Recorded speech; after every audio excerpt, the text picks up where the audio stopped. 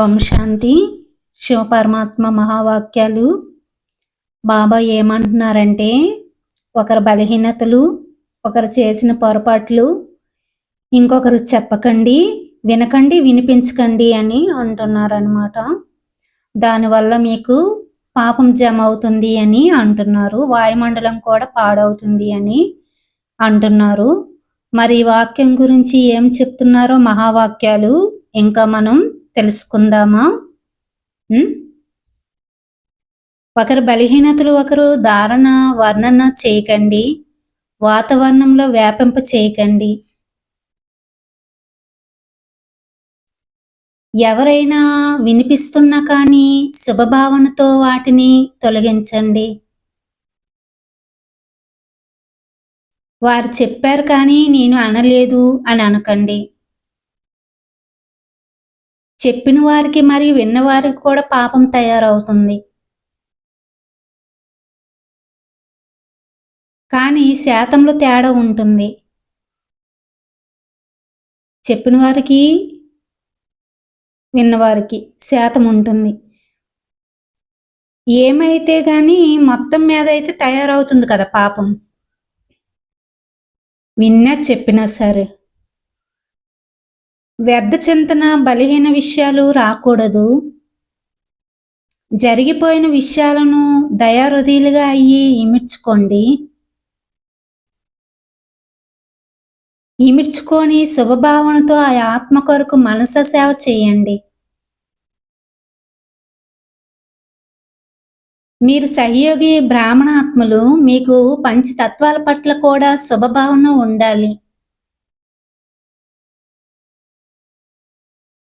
వారు వారి సంస్కారాలకి వశమయ్యి వ్యతిరేకంగా మాట్లాడినా, చేసినా, విన్నా కానీ మీరు ఆ ఒక్కరిని పరివర్తన చేయండి. ఒక్కరి నుంచి రెండవ వారికి, రెండవ వారి నుండి మూడవ వారికి ఇలా వ్యర్థ విషయాలు మాల తయారవ్వనివ్వకండి.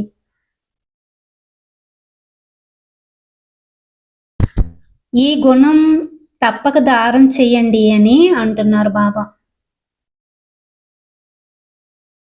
ఎవరిది వినకూడదు, వినిపించకూడదు, ఇమిడ్చుకోవాలి.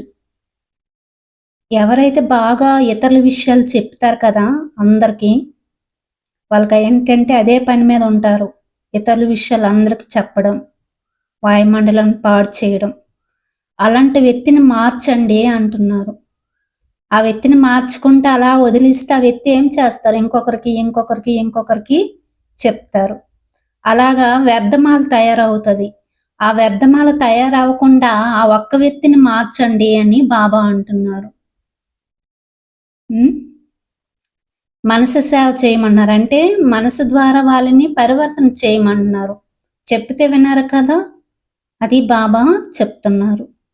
సహయోగిగా అయ్యి మనసు ద్వారా లేదా వాణి ద్వారా వారిని కూడా ముందుంచాలి.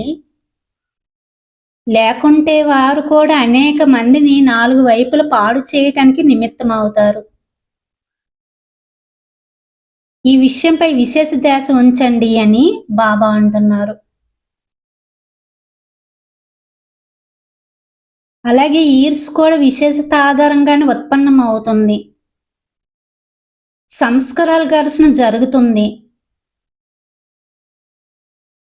ఈర్స్పోవాలంటే ఆ విశేషాత్మ యొక్క విశేషతను చూసి వారిని నిమిత్తంగా చేసింది శివ బాబాయే కదా అని స్మృతి ఉంచుకోవాలి. ఒకవేళ వారు తప్పు చేస్తున్న వారి పట్ల శుభభావన పెట్టుకోండి. ఎందుకంటే ఈర్స్ కూడా పాప ఖాతాలో జమ అవుతుంది అని బాబా అంటున్నారు. ఒకవేళ తప్పు చేస్తే శుభభావన పెట్టుకోండి, కానీ తప్పుకి సహయోగం ఇవ్వద్దు. ఇంకా తప్పులు చేసేటట్లుగా ఇంకా వాళ్ళకి సహయోగం ఇస్తే మళ్ళీ వాళ్ళు చేసిన పాప ఖాతాలో మీకు కూడా పాపం యొక్క వాటా ఉంటుందన్నమాట. అలా మళ్ళీ సహయోగిగా అవ్వద్దు. అది బాబా ఈరోజు చెప్పారు. అచ్చా. ఓం శాంతి.